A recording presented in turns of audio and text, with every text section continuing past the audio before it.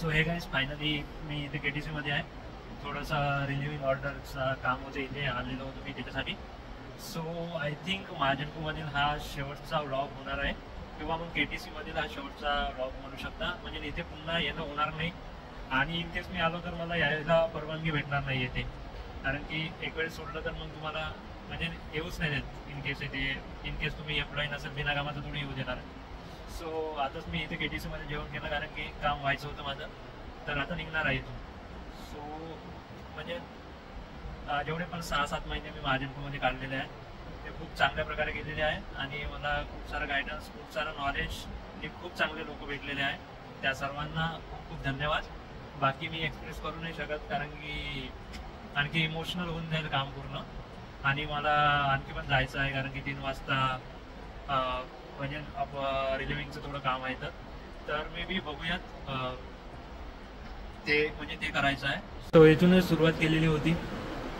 So उन्हाळ्याच्या अशाच दिवसात, म्हणजे तो मेचा महिना होता, आता एप्रिल चालू, तर इथे मी जॉईनिंगसाठी आलेलो होतो. आणि आता जवळपास म्हणजे 6-7 महिने मी इथे काम केलं. सो आता हे KTC मध्ये येणं झालं माझं फॉर्च्युनेटली. सो थोडं इमोशनल काम वाटत आहे, म्हणजे आता सोडून चाललेलो आहे तर ठीक आहे. So I am always thankful to all the people in महाजनको, जे माझ्याशी डायरेक्टली किंवा इनडायरेक्टली माझ्या कॉन्टॅक्टमध्ये आली आणि मला डायरेक्टली किंवा इनडायरेक्टली हेल्प केली.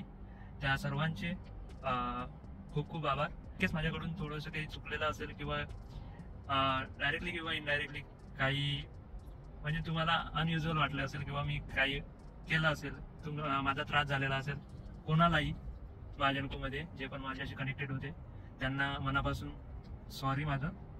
आणि बघूयात, मी आता ट्रान्समिशनमध्येच पुढचं करिअर करायचं ठरवलेलं आहे. आणि जे पण माझं चुकलेलं असेल पुन्हा सॉरी.